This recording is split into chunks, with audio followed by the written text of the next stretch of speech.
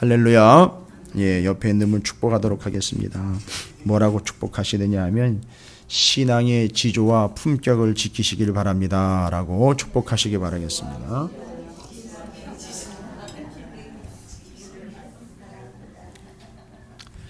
비꼬돈 얘기하시면 안 돼요. 오해합니다. 다른 게 아니고요. 새벽기도 때 시편 11편, 12편 정리하시면 됩니다. 요즘에 새벽에 좀 많은 분들이 나오셔요. 50명 좀 안 되게 나오시는데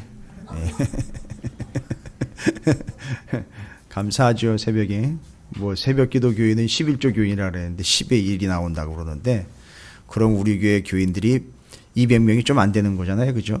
그렇게 되면 하여튼 감사한데요. 제가 왜 지조와 품격이라는 걸 얘기를 드렸느냐 하면 시편 11편과 12편의 이야기가 11편이 신앙의 지조 이야기고 수요일 날 말씀드렸어요. 시편 12편이 신앙의 품격 이야기입니다. 지조라는 건 뭐냐면 여러분 어떻게 지조를 지키는지는 이제 수요일 날 말씀드렸으니까, 지조 있는 행동이라는 건 뭐죠? 아이들 예를 제가 들었죠. 아이들 예를 들었어요. 그래서 지조 있다 그랬잖아요. 우리 애들이요. 그래가지고 절대 남의 아빠, 남의 아버지, 남의 엄마한테 가가지고선 매달리지 않죠. 다 지 엄마, 지 아빠한테 가가지고선 매달려요. 그것처럼 지조 있는 신앙이라는 건 뭐예요? 신앙의 지조라는 거는요, 하나님 아버지께 피해 오는 거예요. 그게 지조 있는 거라고요. 그게 무능력해가지고 나오는 것 같죠? 아니요. 번지수를 제대로 찾아오는 거예요. 정말 지조 있는 거예요. 그래서 힘들건 뭐 기쁘건 좋건 무슨 일이 있건 뭐 1년 365일 뭐 어떤 상황에서도 신앙의 지조를 지킨다라는 건 어떤 여건 어떤 상황이든지 아버지 하나님께로 피해오는 것, 그걸 신앙의 지조라고 이야기를 해요. 시편 11편 얘기예요. 근데 시편 12편에는 신앙의 품격을 이야기합니다. 품격하면 우리한테는 품격이 없어요. 근데 이 품격이라는 거는 안전지대와 연결이 되어 있어요. 근데 시편 12편을 보시면 그 안전지대요 곧 품격이라는 걸 이야기할 때 정말 품이 있는 표현이 하나가 나와 있는데, 뭐가 정말로 그렇게 품이 있는 모습으로 소개가 되고 있느냐 기억나십니까? 새벽기도 때 오신 분들. 그렇죠. 하나님의 말씀이 마치 뭐와 같다 그랬죠?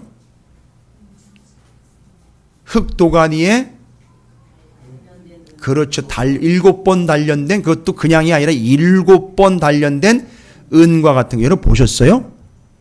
그 도가니에서 7번 단련돼가지고 불순물이 싹 빠져가지고 나온 그 은 보셨어요? 못 보셨으면 말을 하지 마세요. 그걸 극상의 표현으로 쓴 거예요. 근데 바로 그 7번 단련한 은과 같은 게 뭐라고 얘기 나와 있느냐면 말씀이라고 나와 있어요. 하나님의 말씀. 여러분 이게 품격 아닙니까? 근데 하나님이 그 가난한 자들과 궁핍한 자들, 힘들어하는 자들, 아픈 자들을 안전지대로 옮겨 놓으시는데, 바로 그 이야기 바로 이어가지고 하나님의 말씀은 그렇게 7번 단련한 은과 같다라고 이야기하면서 바로 받쳐줘요. 그럼 뭔 얘기냐면 성도의 안전지대는 어디냐면 하나님의 말씀 안에 거하는 게 안전지대라는 거예요. 그래서 그 말씀 붙잡고 살아가면 어떻게 되는지 아십니까? 그 말씀이 어떻게 된 말씀이라고요? 흙도가니에 7번 단련된 은과 같은 품격 있는 모습이기 때문에 하나님의 말씀을 붙잡고 말씀으로 단련된 그 사람들의 모습이 어떻다는 거예요. 그러니까 그렇죠. 품격 있는 거예요. 그래서 그 말씀 붙잡고 말씀과 함께 씨름하는 사람들은 답은 다 나오는 거예요. 역시 그 사람들조차도 7번 단련한 은과 전근과 같이 나오게 되는 걸 이야기하는 거예요. 그래서 그런 삶이 품격 있는 거예요. 하나님 말씀 붙잡고요. 내가 살아가고 있는 지역과 내가 살아가고 있는 상태가 지금 여전히 흙구덩인 것 같고 너무너무 힘든 것 같고요. 너무너무 골치 아픈 것 같고 내가 신앙생활 굳이 이렇게 해야 되는가 싶을 텐데, 그때도 이 말씀을 붙잡는 사람들은 어떤 존재가 된다? 진짜 품격 있는 존재라는 거예요. 그 사람 정말 멋있는 사람이에요. 그런 사람들이 그 말씀 때문에 어떻게 된다고요? 진짜 흙도가니에 7번 단련된 은과 같은 하나님의 말씀 붙잡고 살아가는 사람들은 진짜 흙도가니 7번 은과 같이 단련된 그런 품격 있는 존재가 된다는 거예요. 그래서 하나님이 여러분의 말씀을 붙잡게 그런 상황으로 몰고 가시는 거예요. 왜요? 여러분을, 우리를, 저를 정말 안전지대에서 그냥 편안하게 지내는 게 아니라 바로 우리를 품격 있는 존재로 만드시기를 원하시기 때문이다. 그래서 하나님의 말씀은 품격과 안전지대라는 게 이게 정의가 되는 거예요. 여러분 이제 정리되셨죠? 그래서 신앙의 지조와 품격에 대해서 말씀드리겠습니다. 두 가지 꼭 지키시길 바랍니다. 꼭 지켜주세요. 뭐와 뭐지요? 지조와 품격을 좀 지켜주시기를 주님의 이름으로 축복합니다. 이제 무슨 얘기인지 아셨으니까 다시 한번 옆에 있는 분 축복하겠습니다. 다시 한번요. 신앙의 지조와 품격을 지키시기를 바랍니다. 라고 축복하십시오. 그렇죠. 그럼 첫 번째 여러분이 기도의 자리로 곧장 피신해 왔으니 일단 지조를 지키신다고 보고 이제 하나님의 말씀으로 여러분 단련하실 테니 이 말씀이 곧 안전지대가 될 것이고 여러분에게 오늘 말씀을 통해서 정말 품격 있는 존재로서 하나님의 말씀이 여러분을 단련하게 될 줄로 믿습니다. 자, 다니엘과 함께 에스겔이 이제 묵상이 됩니다. 에스겔이라는 존재는 여러분이 아시겠지만 다니엘과 함께 가야 돼요. 여러분 그 에스겔서 저 뒷부분에 가면 14장 14절에 한번 볼까요? 에스겔서 14장 14절. 혹시 여러분이 질문을 가질 수도 있는 부분인데 에스겔서 14장 14절 이거 재밌는 표현이긴 한데 이건 뭐 나중에 가서 그 내용의 구체적인 것들은 그때 살펴보고요. 에스겔이 언급하는 사람들 가운데 누가 들어가 있느냐 하면 다니엘이 들어가 있어요. 자, 그럼 비록 노아, 다니엘, 욥 이 세 사람이 거기에 있을지라도 그들은 자기의 공로로 자기의 생명만 건지려나 주 여호와의 말이니라. 이건 뭐 다른 얘기가 아니요. 지 신앙 지가 챙겨가지고 지가 구원받는다는 거예요. 그러니까 이거는 신앙은 뭐라는 거죠? 하나님과 나와 1대1이라는 거예요. 단지 여러분 옆에서 도와주는 거예요. 가르쳐주고 인도해주고 안내해주는 입장이지만 결국 하나님하고 나는 어떤 입장이라는 거죠? 1대1이래요. 그때 아무리 노아가 옆에 있고 다니엘이 옆에 있고 욥이 있고 그 세 사람이 거기 함께 있을지라도요.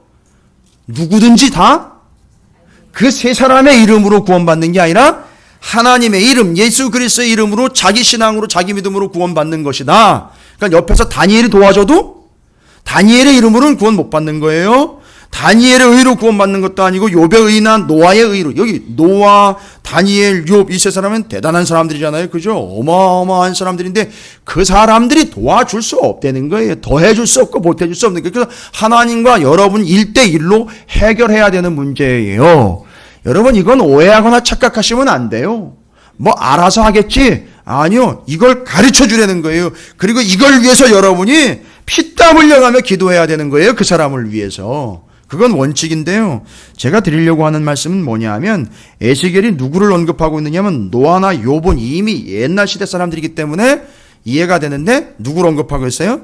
다니엘을 언급하고 있어요. 그러면 에스겔이 다니엘을 알고 있다는 거죠. 어떻게 이 정황상 알고 있는 거죠. 분명히 에스겔 다음에 다니엘이 나와 있어요. 그래가지고 또 누가 질문을 그렇게 했대요. 다니엘서가 뒤에 나가 있는데 어떻게 에스겔에 나와가지고 소개가 되고 이게 답답한 얘기를 하는지 모르겠어요 지금. 지금 이게 수준이에요. 지금 우리 수준이라고요. 에스겔서 다음에 다니엘서가 나와 있는데 그 앞에 있는 에스겔서에 다니엘이 나와 있대요. 이게 어떻게 된 거냐고. 이게 시간이 뒤죽박죽 된 거 아니냐고. 여러분 뭐라고 대답해 주시겠어요? 이제 여러분은 아시잖아요. 뭐 이렇게 대답들은 잘 못하셔도 그렇지. 어떻게 이렇게 답답한 말을 할 수 있지. 이렇게 알고는 계시는 것 같아요. 그죠? 왜냐하면 성경이 기록된 순서의 개념이 아니라 이 사람들의 시기와 분명히 에스겔하고 다니엘은 겹쳐요. 그죠? 시작과 끝은 달라도요. 겹치는 시기예요. 뭐가 겹치죠? 그렇죠. 맞아요. 그게 빙고 정답인 거예요. 이걸 모르는 거예요. 그건 겹치게 돼 있어요. 그런데 단 나이를 좀 따져볼까요? 다니엘이 포로로 끌려가가지고서 왕궁의 세 친구와 함께 각 지방에서 잡혀온 유능한 소년들을 왕궁에서 교육을 시켰지요. 그러니까 다니엘은 나이가 어리지요. 그런데 오늘 에스겔을 보면은요, 3절에 보니까 갈대아 땅 그발 강가에서 여호와의 말씀이 부시의 아들 제사장 나 에스겔에게 특별히 임하고 여호와의 권능이 내 위에 있으리라. 이 사람이 누구라는 거예요? 제사장이라는 거예요. 그렇죠. 제사장으로 역할을 감당하고 있는 중인 거죠. 그러면 나이로 치면 조금 연세가 있으신 거예요. 그렇죠. 그러다 보니까 누가 더 오래 살은 거죠? 예, 맞습니다. 그래서 다니엘 길게 가가지고 어디까지 봤어요? 뭐까지 봤죠? 바사 일어나는 것까지 봤고, 그죠? 바사에까지 등용이 됐잖아요. 와. 그리고 그 사람이 그 다음 거 일어날 헬라 제국까지도 환상으로 보여주셨잖아요. 그죠? 그러니까 지금 다니엘이 본 환상은 어떤 환상이냐 하면 그 제국들이 변동이 되면서 그 제국들을 다스리는 이 세계를 경영하는 사람이, 이 세계를 경영하고 운영하는 자가 누구다라는 것을 못을 박아버렸죠. 하나님이시라는 걸 못을 박아버렸고, 에스겔은 이제 여러분께서 보시면 아시겠지만 그냥 끌려갔다가 바벨론의 포로로 끌려갔다가 끌려간 거기서 선지자로 부름을 받아요. 그러면 여러분이 아시다시피 다니엘서가 뒤에 나와 있지만 정황과 시간적으로 보면 다니엘이 에스겔보다 먼저 끌려갔어요. 예, 맞습니다. 그러니까 요거 하나만 정리가 돼도 왜 에스겔서에 다니엘이 언급이 돼 있고 또 다니엘이 길게 언급되어 있는데 끝까지 에스겔은 또 나중까지는 언급 안 되는 건가라는 의문이 자연스럽게 해결이 되는 거예요. 이제 이런 기본적인 질문은 이제 넘어가고요. 이제 에스겔이라는 인물은 BC 605년에 먼저 끌려간 다니엘 다음에 2차로 끌려갈 때 BC 597년에 다른 사람들과 함께 바벨론으로 끌려가요. 그리고 자기가 거기 끌려가서 어떤 상황인지가 1절, 2절에 나와 있죠. 30째 해 넷째 달 초닷새 내가 그발 강가에 사로잡힌 자 중에, 그발 강가요, 남의 나라 땅에 그발 강가에 사로잡힌 자 중에 있을 때에 거기 이미 끌려가 있는 상황이죠. 정황상 끌려왔습니다. 다니엘은 지금 끌려와가지고 이미 BC 605년에 자기보다 먼저 끌려와가지고선요 한 8년 먼저 끌려온 거 아니에요. 그러면 그렇죠. 정황상과 그냥 연대기로만 봐도 다니엘은 친구들과 먼저 끌려와가지고 어디에 있는 중입니까? 왕궁에 있는 중이죠. 그리고 에스겔은 지금 어디에 있는 중이에요? 그러면 그발 강가니까 거기다 집 짓고 살았다 이런 개념이 아니고요. 누구와 함께 있는 거죠? 그렇죠. 같이 끌려온 사람들과 함께 있는 거죠. 그러면 여러분, 제가 왜 이 이야기를 드리냐 하면 이걸 질이 다르고 급이 다르다라는 걸 얘기하는 게 아니라 환상을 각각 받았는데 환상의 내용이 좀 다르다라는 걸 여러분 이해하시겠어요? 아니, 본질적으로는 하나님이 보여주시는 거지만 말씀하시려고 하는 내용이 조금 다르다라는 걸 여러분 짐작하시겠어요? 왕궁에서 교육을 받으면서 환상을 받은 다니엘과 뭘 배웠을까요? 그러면 제국학이요. 그러니까 그게 나라가 돌아가는 걸 환상으로 받아요. 그런데 에스겔은요, 누구와 함께 있지요? 그렇죠. 함께 끌려온 자기 백성들과 함께 있고 이 사람의 신분이 뭐예요? 그러니까 성전 회복되는 게 문지방에서 물 흘러나와가지고 나가는 거, 성전 다시 회복되는 거, 이런 환상 받는 거예요. 왜요? 제사장이니까요. 정리되십니까? 그래서 이런 환상들이라도 두려워하지 마시라는 거예요. 이런 게 정리가 되면 바로 그 사람이 그런 신분이기 때문에 그런 꿈과 그런 환상으로 해석을 해주시고 보여주시는 거로구나. 이렇게 생각을 하시면 됩니다. 그래서 지금 에스겔과 다니엘 같은 경우는 우리가 집중적으로 말씀을 이렇게 순서라든지 정황을 따져가면서 공부를 안 해봤기 때문에 그냥 몇 구절 떼가지고선 보조 첨가 구절로만 이용을 해가지고선 넘어가 버리는 바람에 에스겔하고 다니엘이 이게 뭔가 하면서 그냥 왔어요. 근데 오늘 이제 에스겔서를 우리가 시작을 하게 됐어요. 그러니까 에스겔과 다니엘은 같이 정리가 돼야 돼요. 왜요? 시대가 중복이 되기 때문에 같이 갑니다. 하나는 왕궁에서 학식 있는 자로 끌려갔는데 거기서 전 세계의 하나님의 세계 경영을 공부하고 배웠고 환상으로 봤어요. 또 한 사람은 아주 일이 여기서부터 저기까지 나가가지고서 너무너무 하나님에 대한 오해를 극심하게 하고 있는 상황에서 그들을 설득하려고 그들 사이에서 끌려간 지 몇 년 만에 여러분 예언자로 부름받은지 거기에 나와 있어요. 그렇죠. 2절에 나와 있잖아요. 여호야긴 왕이 사로잡힌 지 5년 그달 초닷새. 그러니까 여호야긴 왕 잡히고 여호야김 왕이 올라갔거든요. 그러니까 그 왕들이 잡혀가고 왕들이 다음 세워지고 막 이렇게 이야기하는 상황 가운데에서 이 사람이 여호야긴 왕 사로잡혀졌을 때 자기도 같이 따라온 거예요. 에스겔이. 근데 따라와가지고 그발 강가에서 맨날 뭐 하고 있을까요? 예? 아직은 사명을 받기 전이에요. 그리고 포로로 끌려온 사람들이 그발 강가에 모여와 있어요. 여러분 히브리 노예의 합창이라는 노래를 들어보셨나요?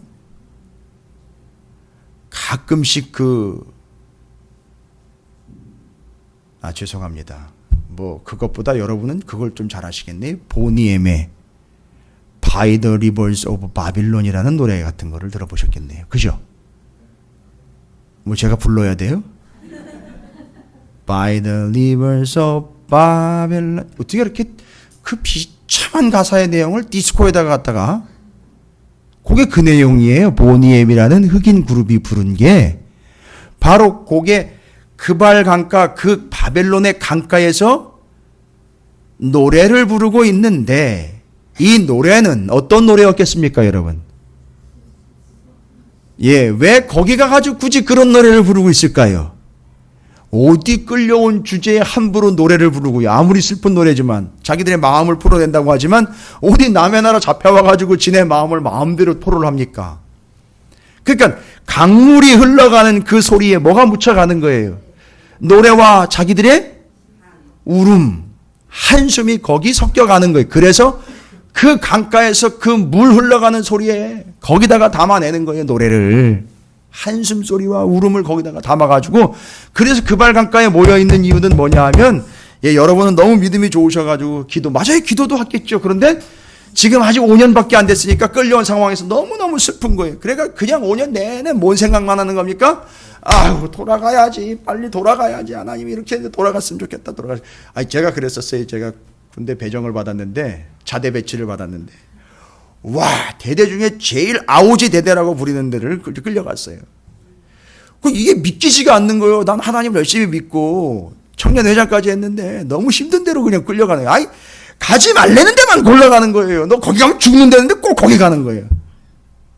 저기 이제 연대서부터 준비해가지고서요, 위에급 부대에서부터 이렇게 배치를 받아 내려가는데, 자대로. 거기 가지 말라는 거예요. 훈련소도 거기 가지 말라는데, 제가 27사 나왔어요. 거기 가가지고, 27사는 잘 모르시죠? 옛날에 삼청교육대요. 이제 아셨어요? 가지 말라는 데만 가는 거예요. 가가지고 앉아있는데 지들끼리 떠들잖아요, 이제. 훈련병들끼리. 지들끼리 떠드는데 가지 말라는 데만 가는데 또 자대 배치 받으려는데 거기만 가지 말라니. 거기 지금 훈련 들어가가지고 한 달 동안 아주 죽어라 하고 고생만 한다는 거예요. 거길 덜컥 떨어지는 거니까. 왜 이러는지 모르겠네, 난 진짜. 너무너무 힘든 거예요. 근데 그때 무슨 기도를 했는지 아세요? 기도도 아니에요, 그냥. 오늘이라도 하나님이 이게 그 병무청의 그 데이터를 뒤집어가지고 나를 그래도 조금 편한 대로 좀 보내주시지 않을까? 웬걸요? 그런 일은 절대 일어나지 않습니다. 그런 기도를 들으시지도 않아요. 갔더니만 거기 군종 자리가 하나가 비었어요, 대대에. 제대 한 달 남겨놓고 군종이 기도를 한 거예요. 작전 기도를 했어요. 거기 걸려들은 거예요, 제가. 그래가지고 한 달 전서부터 작전 기도했다는데요. 후임 군종 보내달라고. 그래서 제가 거기서 그냥 입을 확 닫아버렸어요. 이제 이건 내가 기도가 할 게 아니구나, 이거는. 그렇게 됐어요. 그러니까 지금 마치 이게 그 모양처럼 이스라엘 백성들이 포로를 끌려와가지고선 어떤 상황입니까? 너무너무 힘들고 고달프니까 빨리 돌아갔으면 하나님이 이제 돌리시면 돌아갈 수도 있겠다 이런 마음에 그랬는데 바로 5년째 되는 해에 누구를 부르셔야 하나님이? 에스겔을 부르시는 거예요. 그래가지고 그 땅에 잡혀온 사람들에게 선지자로 부름을 받습니다. 다니엘은 이미 잡혀서 왕궁에서 교육을 받고 있는 중이고 에스겔은 잡혀온 지 5년 만에 그 땅에 하나님의 백성들을 이끌어갈 선지자로 부름을 받습니다. 그래서 다니엘과 에스겔은 시간이 중복이 돼요. 근데 중요한 건 뭐냐 하면 이제 기함을 토할 일이 일어나게 되는데 하나님이 에스겔을 선지자로 부를 때 지금 그 상황인 거예요. 근데 대개 보면 어떻게 해야 되느냐 하면 이 하나님은요, 예루살렘의 성전에서 늘 누구를 불렀죠? 늘 보면 이스라엘 백성들 어떻게 했죠? 성전으로 하나님을 만나러 가야 됐단 말이죠. 그렇죠. 그래서 하나님을 만나려면은 사람들이 제물을 들고 성전으로 가야 되는데 이게 일반적인 구조예요. 그런데 이스라엘 만나고 이 사람들은 바벨론의 포로로 끌려왔는데 여러분 이제 기가 막힌 일이 발생이 된 거예요. 오늘 환상이 그 내용이에요. 그게 뭐냐면 거기로 찾아가야 되는데 만나려면 그죠? 그러니까 하나님을 만나려면 일단 아무리 멀어도 거길로 가야 되는데 그 어마어마한 하나님이 어떻게 하셨다고요? 야, 할렐루야. 찾아오셨다고요. 그 먼 거리를 저는 그렇게 믿지 않아요. 그 위에 계시다가 제트기 타고 슉 내려오신 게 아니에요. 그쪽으로. 어떻게 하셨어요? 그 망할 때, 무너질 때 그거 다 보신 그 하나님이 어떻게 하신 거라고요? 거기서 내 백성 이스라엘이 질질 끌려온 그 땅, 그 길을 같이 지금 근데 5년 뒤에 온 거니까 하나님이 그 길을 다시 마치 내 새끼들이 여기를 지나갔구나 하면서 그 길을 찾아가지고 다시 여기를 잡혀온 그 땅을 하나님이 찾아오신 거예요. 제가 오늘 수요일 이후로부터 수요일 저녁부터 목요일 하루 종일 또 오늘 하루 종일 에스겔서 1장 이게 뭘 의미하는지 이 환상에 이 내 짐승에 내 짐승이 아니죠. 저기 사람이 껴있으니까 내 존재가 뭘 의미하는지 이건 아무런 의미가 없어요. 저한테 이게 중요하고 이게 궁금하지가 않았어요. 그냥 어디서 무너졌느냐 하면 여기 막 울고불고 하고 있는 이 그발강가에서 대성통곡을 하고 있었던 이 사람들에게 하나님이요. 하나님 말라면 글로 가야 되는 줄 알았는데 이 하나님이 찾아오신 거예요. 그 포로된 땅으로 직접 오신 거예요. 그런데 에스겔은요. 신분이 뭐라고요? 제사를 지금 드릴 수 없는 상황인데도 오신 거예요. 여러분 이거 생각해 보세요. 제사를 드려야지만 나갈 수 있고 만날 수 있잖아요. 근데 제물도 안 드렸어요. 아무런 행위도 취하지 않았다고요, 자기가. 그런데 하나님이 그에게 찾아오신 거예요. 이건 제사장이기 때문에 너무너무 잘 알아요. 와, 이게 성전이 있는 것도 아니고 제물을 드린 것도 아닌데 하나님이 직접 찾아오신 거예요. 여러분이 직접 찾아오셨다라는 이야기는요. 제사장이니까요. 기본적으로 이스라엘 백성만 돼도 이건 알아요. 하나님이 찾아오신 이야기는요. 어디로 거슬러 올라가게 될까요? 기가 막힌 일이에요. 우리가 직접 나가지 무슨 얘기냐 하면 왕정 500년 동안에는요. 지금 여기 망하기 전에는요. 500년 내내 성전에 거기 하나님이 계시니 어떻게 했지요? 늘 제물 들고 성전으로 자기네가 직접 늘 찾아갔잖아요. 그렇지요. 그런데 더 근본적인 건 뭐냐 하면 원칙은 우리가 찾아간 게 원칙이 아니에요. 더 근본적인 사실은 뭐예요? 하나님이 우리에게 내려오신 거잖아요. 뭐요? 그렇지요. 성막 지으라고 그랬고 성막 안에 하나님의 임재를 상징하는 아이의 목까지 들여놨죠.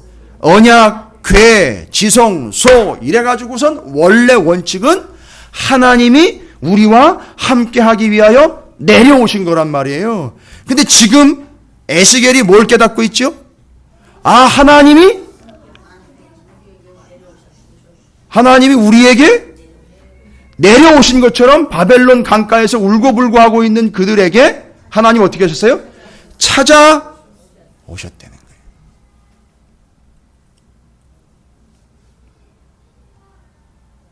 이게 바로 제사장 에스겔이 엄청나게 어마어마하게 하나님의 은혜를 깨닫게 된 귀중한 사건이라는 거예요. 지금 현재 상태는 이스라엘이 더군다나 바벨론의 포로로 끌려와 있는 상태인데 하나님이 내려오신 거예요.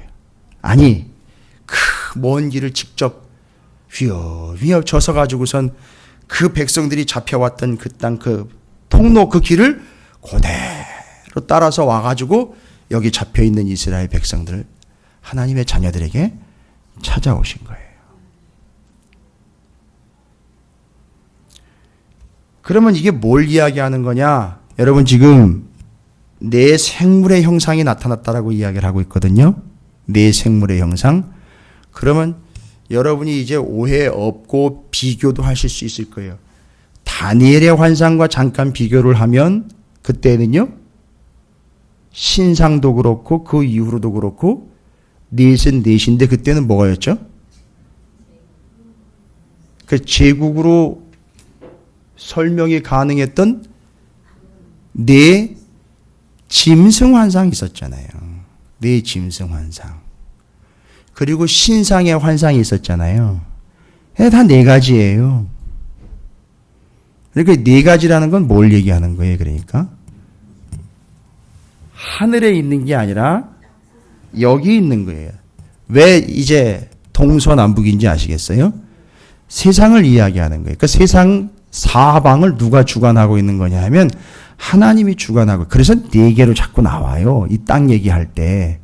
근데 그때는 네 짐승이 어떻게 되는 거죠? 각각 시기를 달리하면서 이 나라 나가고 그 나라 나가고 그 나라 나가고 그 나라 이어오는 거. 그렇죠?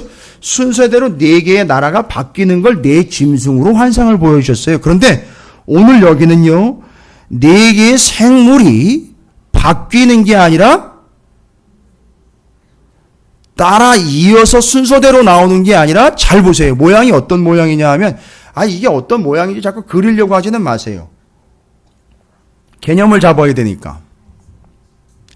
네 개의 생물이, 예, 맞아요. 예, 맞습니다, 권사님. 그냥 하나예요. 하나로 사면을, 하나는 사람, 하나는 사자, 하나는 소, 하나는 독수리로 마치 이렇게 둥그런 마차처럼, 네 개의 면을 가지고 있는 마차처럼 면이 그걸로 다 구성이 되어 있는 거예요. 이게 희한한 모양이에요. 그렇죠? 그러니까 지금 그 네 개의 생물이 따로따로 순서대로 온 게 아니라 한꺼번에 같이 등장을 해요.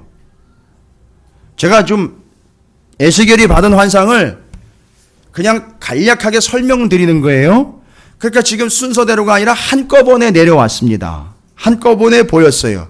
각각 다른 면들인데 각각 다른 면들을 따로따로가 아니라 한 통으로 함께 내려왔습니다. 그런데 그 얼굴면과 그 모양으로 보이고 있는 그 밑에를 보니까 손도 있고 날개도 있고, 이게 그러니까 이 보통 모양은 아닌 거예요. 그러니까는 환상이죠. 그리고 심지어는 그들 몸통 밑에 뭐가 있느냐 하면, 뭐가 있죠? 굴러가게 바퀴가 또 있어요. 예, 자꾸 이거 그리려고 하지 마세요. 안 그려져요. 절대 안 그려집니다. 이게 그려지는 모습이 아니에요. 그런데 하여튼 개념만 잡아드립니다. 바퀴가 있고 또 뭐가 있어요? 날개도 있어요. 그러면요. 바퀴는요. 땅을 막 다니다가 물을 만납니다. 그럼 어떻게 돼요? 그렇지요. 날아갈 수 있는 거예요. 이 땅에서 저 땅으로 날아갈 수 있는 거라고요. 그러나 어쨌든 이 땅이에요. 여기서 얘기해요. 그러면 요 모양은 좀 정리가 되실 거예요. 그 밑으로는, 근데 그 모양은 정확치 않으니까 그냥 개념만 잡고 계시라는 거죠. 사람, 그 다음에 사자, 소, 독수리, 그리고 그 밑에 날개가, 옆에 날개 있고 눈도 막 박혀 있고 그 다음에 손도 있고, 그 밑에는 또 뭐가 달려있다? 바퀴도 달려있어요. 이게 아래예요. 그 아래인데 그 위로는요. 그 위로는 설명드릴게요. 그 위로는 어떤 모양인지 설명이 안 되는데 구름, 불, 연기 같은 게 쫙 기둥처럼 올라가 있어요. 어디 위로요? 그 네 개의 생물이 마치 마차처럼 이렇게 돼 있는 그 위로 쭉 올라가는데 마치 불꽃이에요. 불꽃인데 이제 올라갑니다. 불꽃이 이게 눈이 따라 올라가는데 불꽃인데 궁창을 올라가요. 궁창은 하늘이에요. 궁창을 뚫고 올라갔는데 뚫고 올라가니까 궁창 위에 뭐가 보이느냐 하면 남보석에 여러분 아직 기억을 다 못 하시는군요. 거기 다 나와 있어요. 그 궁창 뚫고 탁 올라가니까 이게 불꽃 모양이 그 불기둥처럼 쭉 올라가 있는데 궁창 뚫고 올라가니까 남보석에 뭐가 있어요? 하나님의 아니요 정확하게 보셔야 돼요. 보좌가 보였어요. 보좌. 그리고 지금 여러분 말씀하신 사람 같은 것이 있어요. 이러면 끝이에요. 이게 이 환상이 끝이에요. 그러니까 여러분 이걸 어떻게 생각해 볼까요? 지금 완전히 완벽하게 그냥 하나의 기둥이에요. 기둥이요. 그러니까 어떤 거죠? 지금 여기서 바닥에서 땅에서 바퀴가 막 곱게 움직입니다. 땅에서 막 왔다 갔다 해요. 그죠? 움직이죠? 그러면 어떻게 돼요? 위로 올라가면요. 이게 지금 한 통이라고요. 한 통 속이 아니라 한 통이에요. 연결이 되어 있어요. 그러니까 이게 막 움직이니까 뭐가 움직여요? 예? 그렇지요. 보좌도 움직이고 거기 누가 앉아 있어요? 사람 같은다 그래서 사람 같은 거라 그랬지 사람이 아니에요. 왜냐하면 하나님이시기 때문에 사람처럼 보인다고 그래서 사람처럼 보였다 그랬지만 그분은 하나님이신 거예요. 그래서 그 위에 보좌가 있어요. 여러분 이제 이걸 착각해 하시면 안 돼요. 여러분 죄송합니다. 이거 좀 벗을게요. 제가 좀 더워서.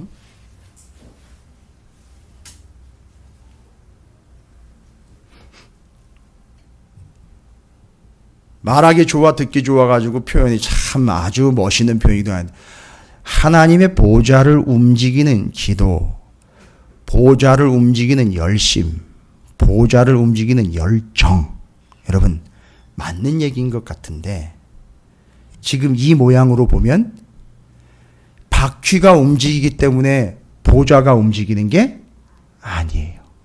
이 바퀴는 왜 생겼느냐 하면 그 보좌 위에 앉아 계신 하나님이 뭘로요? 다른 걸로 아니에요. 우리 눈에는 다른 걸로밖에 보일 수가 없고요. 다른 걸로는 안 보이고 뭘로 보이냐면 쭉 뭘로 내려왔어요. 지금 내려오는 게 불요.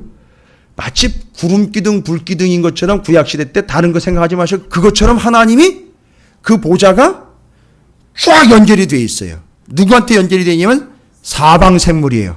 사람, 사자, 소, 독수리. 여러분 왜 4개의 생물인지 아세요? 피조물 중에 최고가 누군지 아시죠? 사람이에요. 짐승 중에 최고 누군지 아시죠? 짐승이죠. 땅을 딛고 뛰어다니는 짐승 중에 사자. 재산으로 쓰면서 그렇죠. 가축 중에 최고가 소예요. 그 다음에 공 중에 최고는 독수리예요. 그걸 바퀴를 달아가지고 그 위에 하나님의 보좌가 어떻게 돼 있어요? 그걸 딛고 서 계신단 말이에요. 그러니까 온 사방을 다 휘젓고 계시는데 그 최고라는 존재들을 바퀴로 달고 하나님이 움직이면서 그걸 주관하고 계신다는 얘기지 여기서 보좌를 왔다 갔다 움직이고 있는 게 아니라는 거예요. 하나님이 움직이면 여기서 움직이는 거지 지가 바퀴가 알아서 움직여가지고 하나님을 움직이게 만들어버리는 존재가 아니라는 거예요. 그러니까 이 환상은 뭘 얘기하는 거냐 하면 에스겔이 아주 기절초풍을 한 거잖아요. 도대체 그런 일이 있을 수가 없잖아요. 어떻게 해요? 하나님과 만나려면 사람이 어떻게 해야 되는데요? 하나님을 만나러 사람이 가야 되는데 하나님이 직접 어떻게 했다고요? 찾아오신 거예요. 요 모양으로 내려오신 거예요. 그러니까 막 기절초풍을 하는 거예요. 어마어마한 모습인 거예요. 그런데 복잡하지가 않아요. 아주 단순합니다. 단순하고 의미는 정확해요. 그 보좌에 앉으신 하나님이 그 불과 그 어마어마한 임재로 이 땅 가운데 탁 내려오셨는데 뭘 딛고 서셨는가 봤더니만 이 세상 사방의 최고라고 여겨지는 4개의 생물을 수레로 만들어 바퀴까지 달아서 그게 날개까지 달려있으니 하나님이 자 이제 중요한 거예요. 12절을 보십시오. 20절을 보십시오. 뭐예요? 영이 어떤 쪽으로 가면 그 생물들도 그대로 가되 돌이키지 아니하고 일제히 앞으로 곧게 행하며 뭐가 움직이면 뭐가 따라가요? 예, 영은요, 하나님의 영, 하나님이 움직이면 뭐가 따라간다는 거죠? 예, 그게 굴러가면서 그 생물이 따라가는 거예요. 이 세상에 아무리 가관으로 지가 굴어도, 아무리 지가 최고라고 그래도 누가 가는 대로 가게 돼 있어요. 하나님이 가는 대로 가게 돼 있고 하나님이 지금 딛고 있다는 얘기인 거예요. 그렇죠. 20절 보십시오. 그 다음에는요, 영이 어느 쪽으로 가면 생물들도 영이 가려 하는 곳으로 가고, 바퀴요. 그 밑에 있는 바퀴들도 그 곁에서 들린다는 건 뭐예요? 뜬다는 얘기예요. 그 뭐 때문에요? 날개가 있잖아요. 그렇죠. 그래서 그거 왜 떴느냐? 아까 얘기 드렸잖아요. 땅에서 뭘 만났죠? 물을 그렇게 떠서 가는 거예요. 이거 어려운 게 아니에요. 그런데 원칙은 뭐예요? 뭐가 가야 따라가는 거죠. 이거 여러분 아시잖아요. 뭐가 가야 따라가요. 이거 이미 나온 거라고. 에스겔 제사장이에요. 연결하셔야 돼요. 그냥 넘어가시면 안 돼요. 이게 그대로 지금 여기서 이루어지고 있어요. 바벨론 땅에서도. 기억나십니까? 뭐가 가면 그게 따라가는 거예요. 그렇지요. 맞아요. 하나님의 임재의 상징인 구름 기둥, 불 기둥. 이게 구름이 어떻게 해요? 떠버리면 와 움직이신다가 다 싸가지고 같이 가는 거 아니에요. 그렇죠? 그게 움직이면 따라가는 거예요. 그 모양 그대로인 거예요. 와우. 그러면 지금 모양새를 갖춘 건물로서의 성막이나 성전은 아니지만 하나님이 이렇게 임재하셨다는 얘기는 여기 마치 뭐가 지어지는 거나 마찬가지예요. 맞아요. 성막 성전이 여기 있는 거나 마찬가지. 그래서 이제 그 구절이 해결이 되는 거예요. 어디요? 에스겔서 11장 16절이요. 아이고 힘듭니다 여러분. 이거 쉽지 않은 거잖아요. 근데 이렇게 정리하면 깔끔해지는 거예요 여러분. 제가 몇 번 말씀드렸어요 이 구절. 에스겔서 11장 16절. 이제 이게 풀리는 거예요. 뭐라고 얘기하셨다고요? 그런즉 너는 말하기를 주 여호와의 말씀에 내가 비록 그들을 멀리 이방인 가운데로 쫓아내어 여러 나라에, 이거 누가 흩은 거예요? 그렇지, 하나님이 흩었으나, 잘 보십시오. 하나님이 흩었으나 오늘 에스겔의 환상에서는요, 그 쫓아내신 하나님이요, 꽝 걷어찬 게 아니라 그 하나님이 어떻게 하시죠? 찾아오신 거잖아요. 그리고 얘기가 나오잖아요. 그들이 도달한 나라들에서 내가 잠깐 그들에게, 그렇죠. 이게 성소가 되어준다는 얘기가 바로 하나님이 그렇게 임재하시면 거기 임재하시는 데가 뭐가 되는 거죠? 성소. 그 중에서 정확하게 얘기하면요, 성소잖아요. 바로 정확. 그런데 지금 누구한테 임하신 거예요? 이 제사장인 에스겔한테. 그러니까 하나님이 이제 어떻게 되는 거죠? 제사장인 에스겔에게 임하는 것처럼 하나님의 영이 누구에게 임하는 거예요? 에스겔에게. 오늘날로 이야기하면요, 그렇죠. 우리 개인에게 임하니까 우리가 뭐가 되는 거예요?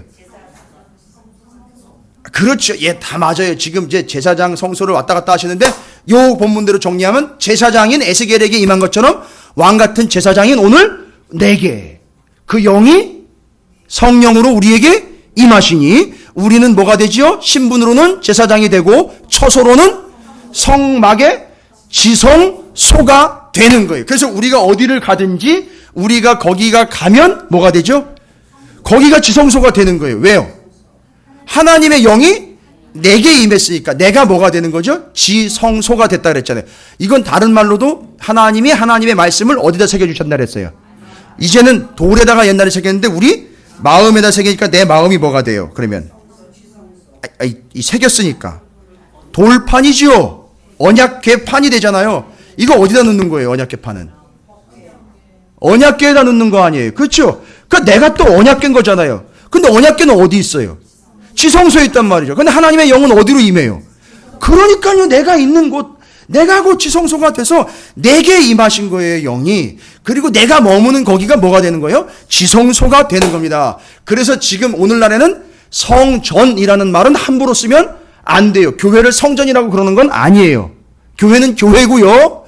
우리가 모여서 여기가 바로 뭐가 되는 거죠?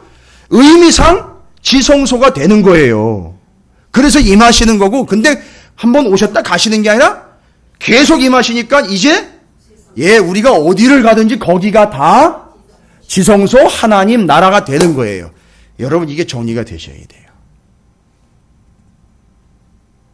이게 에스겔이 지금 포로로 끌려온 바벨론 땅에 하나님이 그러니까 네 가지 생물은 다니엘처럼 역사의 흐름이라든지 정황을 센스 있게 보여주시기 위한 미리 예견하는 환상이 아니고 이건 철저하게 이 환상은 다 오롯이 뭐예요? 하나님의 임재를 상징하는 거예요. 그런데 그 하나님의 임재가 어디 위에 있느냐? 잘 보시면 이제는 어마어마한 의미가 확대가 되어버렸어요. 거기 성전이나 지정된 처소에만이 아니라 바벨론의 포로로 끌려온 너희들, 그 다음에 딛고 계시잖아요. 하나님이 어디로 임재하셨죠? 그 기둥 얘기 드렸죠? 네 개의 이 세상의 최고라고 일컬어지는 생물 위에 딛고 계시는 거예요. 바퀴가 달려있는데. 그리고 그걸 하나님이 어떻게 하신다고요? 저 보좌 위에 앉아 계신 그분이 끌고 다니는 거예요. 이제는 막 끌고 다니는 거예요. 그러니까 임재하신 하나님이 우리를 끌고 다니는 거예요. 그러니까 우리가 하나님 끌고 다니는 게 아닌 거예요. 정리 끝난 거예요. 이게 지금 그 환상의 내용입니다. 다 정말 중요한 거예요. 너무너무 중요한 건 여러분 이 환상에서 뭐가 뭘 의미하고 뭐가 뭘 의미하는 게 이게 중요한 게 아니라 이 의미 전체적인 환상의 통은 하나님이 임재하신 것을 설명하려고 이 내용들을 쭉 한 통으로 정리를 했고 제일 중요한 건 뭡니까? 에스겔이 끌려온 그 바벨론에 하나님의 보좌가 세워서 하나님이 거기에도 임재하셨다는 거예요. 할렐루야. 이거예요. 그러니까 여러분이 어디 계시든 하나님은 여러분이 계시는 그곳으로 직접 임재하신다라는 사실을 잊지 마시기를 주님의 이름으로 축복합니다. 몇 년 뒤에 임하셨어요? 5년 뒤에요. 그러니까 하나님을 오라가 할 수가 없는 거예요. 감히 기다려야 되는 거고요. 하나님의 보좌를 움직이려고 감히 하지 마세요. 하나님의 보좌가 나를 이끌어가도록 맡겨드려야 하고 기다려야죠.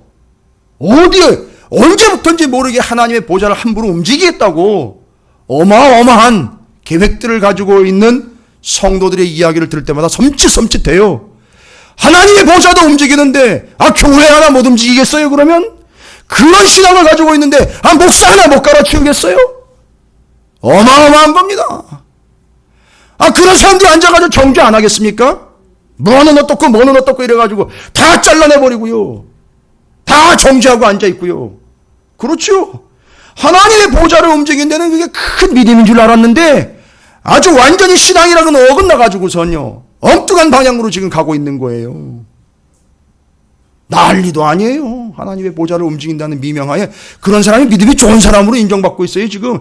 그래가지고 기도하면 희한하게 다 들린다 그러는 거. 다 응답받았다 그러는 거 알고 봤더니 저 뒤에 담임 목사님 앉아있다가 저 기도 안 들어주면 나 쫓겨나겠구나 싶어. 그게 기도가 들려가요. 그걸 가지고 또 들어가가지고서 그대로 해주는 거예요. 그리고 그걸 갖다가 보좌가 움직였다고 그래요. 여러분 이게 우리의 현실이에요. 아니요. 성경은 그렇지 않습니다. 하나님의 보좌가 가는 대로 따라가게 돼 있어요. 굴러가다가 날아갈 때가 되면 날개를 써서 날아가요. 그리고 또 거기 가서 또 굴러가는 거예요. 근데 그걸 딛고 계셔요, 하나님이. 근데 올려봤더니 보좌가 거기 있고요. 거기 하나님이 계시는 거예요. 이 구조란 말이죠. 이거예요. 이게 에스겔서 1장 이게 정리가 안 되면 그 뒤로는 다 막혀버리는 거예요. 더군다나 이제 에스겔이 제사장이니까 이 의미를 출애굽하고 난 다음에 성 막 짓고 하나님 임재하고 언약궤 사건이면 이런 게 다 정리가 된 거예요. 이거로구나. 여기 바로 여기 하나님의 성막이 새롭게 세워지게 되는 거구나. 우리 안에, 우리 공동체 안에. 그래서 이때부터 바벨론의 포로로 끌려간 사람들이요. 제사는 못 드리니까 뭐로 모이는지 아시죠? 회당으로 모이는 거예요. 모여가지고 말씀 붙잡고 그 말씀 낭독하며 예배하며 기도하기 위하여 모인 곳이 회당이 됐던 거예요. 그래서 회당이 발전이 된 거예요. 이때 바벨론 때. 자, 제일 큰 원칙이라 했죠? 바벨론까지 찾아오셨습니다. 그러면 여러분의 자리는 어딘지 모르겠지만 거기쯤 못 찾아가실까요? 하나님이 다 찾아가십니다. 잊지 마세요. 내가 있는 자리 어디든 거기 하나님이 찾아오신다는. 그리고 한 가지 더 이제 좀 전에도 말씀드렸지만 네 생물이요. 특징이 뭐라 그랬죠? 네 생물은 사람, 사자, 소, 독수리 각각 그 분야에서 뭐라고요? 최고요. 그걸 누가 주관하고 있어요? 맞아요. 이거 잊지 마세요. 하나님이 이걸 주관하고 계셔.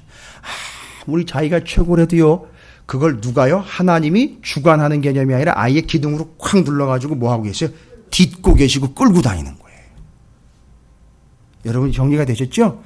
이제 이거 이해하시고 에스겔서 1장을 오늘 저녁에 집으로 들어가셔서 다시 한번 읽어보세요. 이야, 어렵지 않으실 거예요. 뭘 해석하려고가 아니라 이게 이런 개념이라는 게 이게 확 들어오시면서 에스겔서와 함께 야, 이게 또 다니엘하고는 또 다른 내용이긴 하네. 그렇죠. 그러니까 흘러가는 전 세계 경영과 그 안에 있는 이스라엘을 그러고 보니까 오늘 바퀴 얘기에도 바퀴가 굴러가고 그 또 안에 것도 굴러가고 이런 개념으로 그렇죠. 큰 세계 경영은 또 굴러가면서 이스라엘 백성들도 같이 굴러가는 모습으로 이렇게 이 조화를 이루고 있는 오늘 환상의 내용도 같이 연결이 되는 거예요. 이러면 어떻습니까? 좀 정리가 되셔요? 더 머리가 복잡해지거나 이러시는 건 아니시겠죠? 조금 더 어렵다 생각하시는 분은 내일 오후 2시 이후로 이쪽으로 오세요. 제가 더 자세하게 설명을 해드릴게요.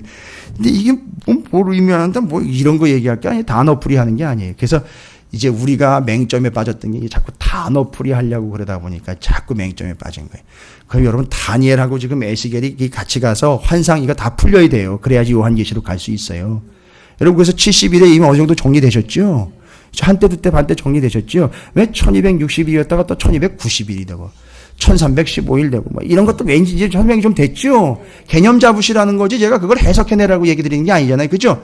아니 지금 모른다라고 걱정하지 마세요. 다시 한번 들어보시면 그 개념만 이해하시면 되는 거예요. 근데 지금 에스겔서 1장 열자마자 또 엄청난 환상이 왔어요. 그 환상에 그냥 짓눌려가지고 뭐 죽을 지경에 걱정하지 마시라고요. 오늘 환상은 뭐가 어떻게 바뀌어가지고 뭘 의미하는 게 아니라 이건 통째로 다 뭘 의미하는 거다? 하나님의 임재를 의미하는 거다. 근데 거기 보르데 땅에 임재하신 거예요. 찾아오신 거예요. 그리고 그 세상에서 최고라는 존재인 네 개의 생물을 하나님이 주관하고 끌고 다니고 있다. 할렐루야. 그러니까 보좌 얘기까지 얘가 드린 거 그거 정리 끝내는 거예요. 우리가 끌고 다니는 게 아니에요. 그러니까 여러분이 교회가 어떻게 운영되는지 아시겠죠? 심지어 담임 목사도 지금 어떻게 가고 있는지 아시겠습니까? 제 멋대로 가는 게 아니에요. 그래서 제가 전혀 손을 안 대고 있었어요. 전혀요. 왜요? 싫어서가 아니에요. 하나님이 끌고 가는 대로 가야 되니까요.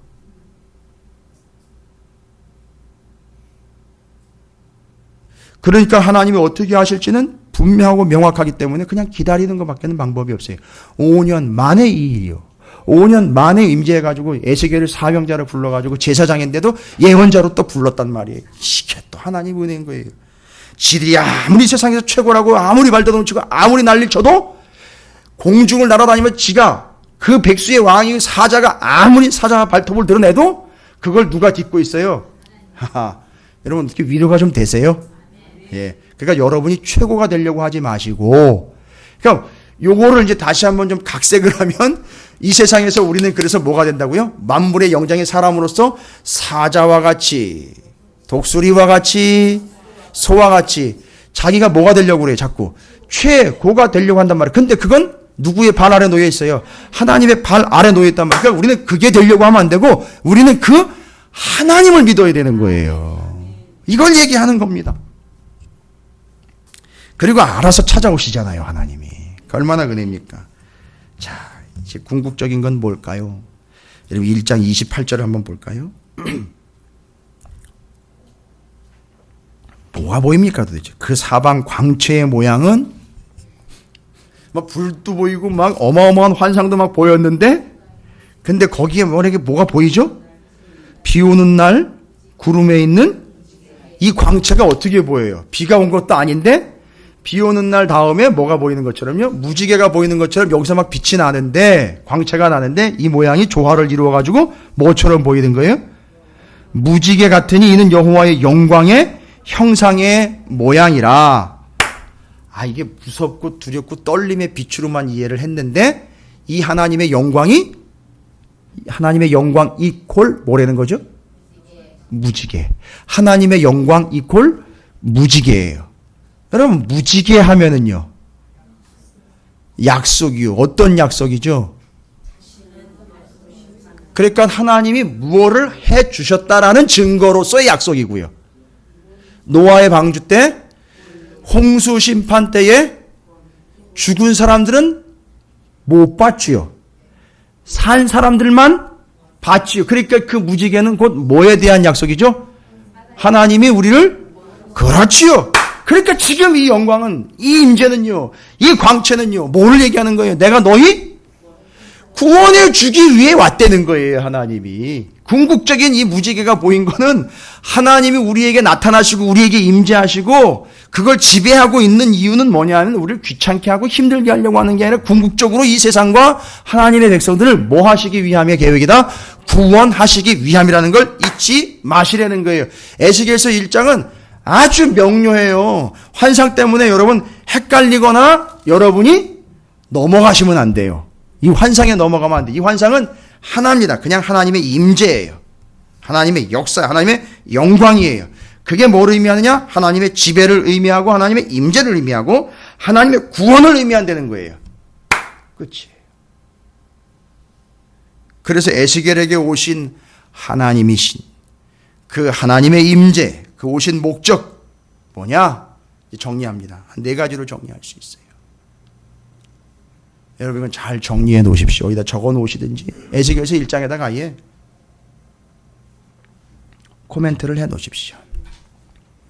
이 하나님의 영광이 임재하는 이 환상이 우리에게 얘기하려고 하는 게 뭐냐? 첫 번째, 하나님이 우리에게 찾아오셨다라는 걸 얘기하려고 하는 거예요. 우리에게 찾아오셨다. 그거 잊지 말라는 거예요. 그래서 1장 시작하자마자 그 환상으로 쐐기를 받고 들어가는 거예요. 하나님이 어떻게 하셨다고요? 우리에게 찾아오신 거예요. 여러분 이 사실이 믿겨지고 확인되는 사람들은 어떻게 하게 돼 있다? 제가 서두에 말씀 시작하기 전에 얘기 드렸죠. 뭐와 뭐를 지키자? 신앙의 지조와 품격을 지키자 그랬죠. 지조를 지키는 게 뭐라 그랬죠? 하나님에게로 피해가는 거라 그랬죠. 요걸 얘기하는 거예요. 그러니까 하나님이 우리에게 찾아오신 거를 알면 우리는 그 하나님께 뭐 하기만 하면 되는 거죠. 예, 하나님께 도망가면 되는 거예요. 하나님을 찾아가면 되는 거예요. 원칙은 하나님이 우리를 찾아오신 게 원칙이라고. 이 사실은 변함이 없다고요. 이걸 믿으면 우리가 하나님께 당연히 찾아가게 돼 있는 거라는 걸 얘기하는 거예요. 하나님 멀리 있는데 거길 쫓아가는 게 아니라 이미 찾아오신 하나님에게 우리가 찾아 나서는 거란 말이에요. 그래서 이 하나님께서 우리를 찾아오셨다라는 걸 정확하게 사실로 이야기해 주는 게 이 환상의 첫 번째 메시지예요. 두 번째는요. 함께 하신 그분이요. 잠깐 오셨다가 가는 게 아니에요. 몇 년 동안이죠? 70년 동안 함께 하셨다는 거예요. 자, 찾아오셨습니다. 함께 하십니다. 그 다음에 무지개 보셨죠? 무지개를 통해서 우리에게 말씀하시는 거죠. 찾아오시고 함께 하셔서 뭘 하려고요? 구원하시려고요. 다른 게 없어요. 이 3가지예요. 찾아오시고 함께 하셔서 우리를 구원하신다. 그리고 우리가 사람이라면은요. 내 생물 중에 사람이네요. 그죠? 그러면 하나님이 우리 위에 딛고 서 계시는 거네요. 그러니까 죄송합니다만 인간들이요. 교만 떨지 말고 하나님의 권위에 순종하여 하나님의 찾아오심과 함께하심과 구원하시기를 하시는 계획을 받아들여 하나님이 뭐 하시는 대로요? 이끄는 대로 움직이는 대로 따라가라는 거예요. 이게 누구한테 얘기한 거예요? 1차적으로는요. 에스겔과 이스라엘 백성들. 근데 지금 이스라엘 백성들이 지금 여전히 무슨 생각하고 있었다 그랬죠? 아니 왜 우리가 여기 왔느냐 이거예요. 그 당시에 이스라엘 백성들이 가지고 있었던 오해 2가지 여러분 아십니까? 2가지 오해했잖아요. 첫 번째, 예루살렘이 망하고 성전 무너지는 거 보고는 세상에 하나님은 어떤 하나님이? 무능력한 하나님 아니냐. 첫 번째 오해가 그거였어요. 두 번째는요. 아니 왜 우리가 이런 고통을 당해야 되냐 이거죠. 누구 때문에요? 아니 잘못은 우리 조상들이 했는데 왜 우리가 잘못한 거를 뒤집어 쓰느냐? 하나님 불공평한 하나님이 아니냐 이렇게 오해를 했단 말이에요. 이게 2가지 오해예요. 근데 여기서 정확하게 정해.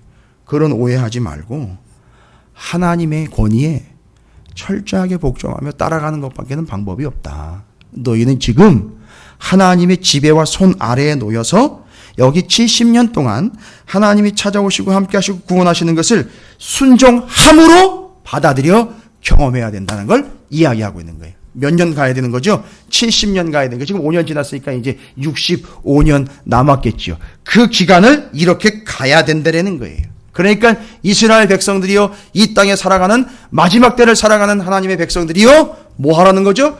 그 마지막 때까지 이 사실을 감당하고 받아들여 하나님이 찾아오셔서 함께 하시고 구원하시는 그 소망만 가지고 70년 살아가라는 거예요. 그러면 끝이 온다는 거죠. 알고 봤더니 이게 마지막 때인 거예요. 정리됐습니까?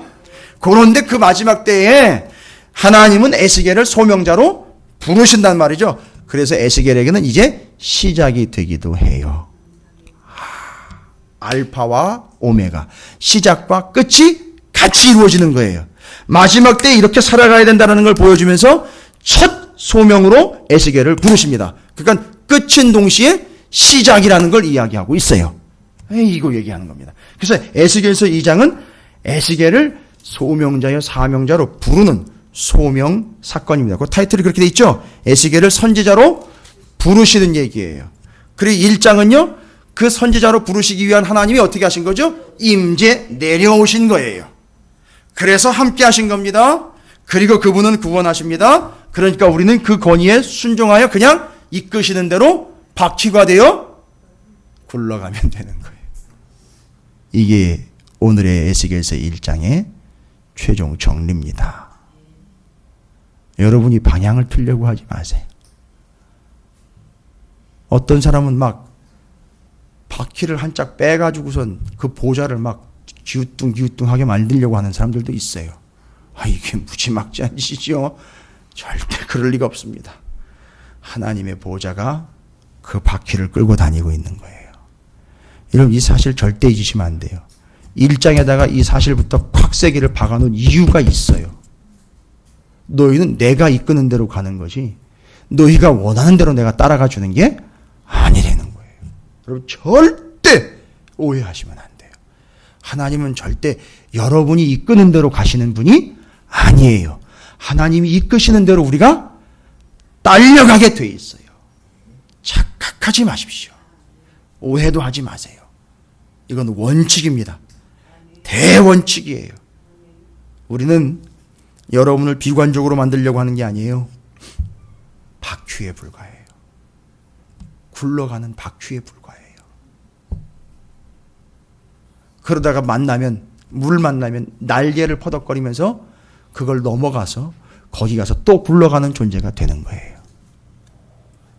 여러분, 오늘 이 사실이 여러분에게도 동일하게 역사하는 사실이 될 줄로 믿습니다. 가장 큰 은혜는 그 고통의 자리로 하나님이 찾아오셨다는 거예요. 그 먼 거리를, 몇 달 걸려 갔던 그 거리를 다시 되짚으면서 하나님이 직접 찾아오신 거예요. 에스겔이 거기서 녹아버렸어요. 어떻게 그 먼 거리를 제가 가야 되는데 어떻게 하나님 오셨어요? 하면서 기함을 토하면서 이 환상을 받아들이고 있어요. 그리고 그 하나님이 함께 하시고 그 하나님이 구원하실 뿐만 아니라 그 하나님의 권위에 순종하게 되는 이스라엘 백성들의 70년 역사가 이제 시작이 되는 거예요. 할렐루야. 여러분에게도 하나님은 그런 하나님이신 줄로 믿습니다. 오늘 이 밤에 우리가 이제 믿고 구하는 건 바로 그거예요. 하나님이 여러분을 찾아오실 줄로 믿습니다. 이 사실을 믿고 구하시기 바랍니다. 그리고 하나님이 여러분을 그 문제로부터 구원해 주실 줄로 믿습니다. 어떻게 하심으로요? 함께 하심으로요. 그러니까 우리는 어떻게 해야 돼요? 굴러가는 거예요. 하나님이 움직이시는 대로 따라가는 겁니다. 오늘 하나님의 영이 여러분에게 말씀해 주시는 대로, 여러분에게 감동 주시는 대로 그렇게 뜨겁게 기도하시길 바랍니다. 그리고 여러분을 인도하시는 하나님이 여러분에게 성소가 되어주신다고 그랬으니 이젠 뭐 걱정 없어요. 여러분 딱 눈을 들어서 올라보면 이제는 뭐가 보이는 거죠? 이 환상이 내 환상이에요. 따라합니다. 에스겔 1장의 환상은 내 환상. 소유가 아니라 여러분이 보는 환상이에요. 그러니까 이 환상을 늘 잊지 말라는 거예요. 이건 그때나 지금이나 변함없는 환상이에요. 그죠? 아직 주님이 다시 오시지 않았으니까요. 그러니까 고개를 쳐서 올려다 보면 거기 뭐가 보이는 거예요? 보좌 보이고 거기 하나님 계시는 거예요. 내려다 보면은요, 난 바퀴예요. 할렐루야. 그래서 이끌어낸 대로 가는 겁니다. 그 하나님이 지금 통으로 나와 함께 하시는 중. 여러분에게 그 힘이 될 줄로 믿습니다. 이 밤에 여러분 그 사실을 믿고 이 밤에 여러분에게 하나님이 찾아오실 줄로 믿습니다. 그발 강가도 찾아가셨어요. 오늘 여러분의 삶의 그 자리로 찾아오셔서 여러분이 기도하시면 그 기도 들으십니다. 함께 하십니다. 그래서 여러분에게 위로와 힘과 능력과 권위가 되실 줄로 믿습니다. 순종하고 그 은혜로 받아들이시고 기도하시길 바랍니다. 그래서 오늘 저녁에는 여러분이 충분히 여러분의 기도의 제목을 다 여기 찾아오신 하나님께 다 아뢰세요. 그리고 하나님께 그냥 들어달라고 떼쓰지 마세요. 그냥 하나님이 굴리시는 대로 가게 돼 있어요. 그 권위를 인정하면 그냥 내어 맡기시면 될 겁니다.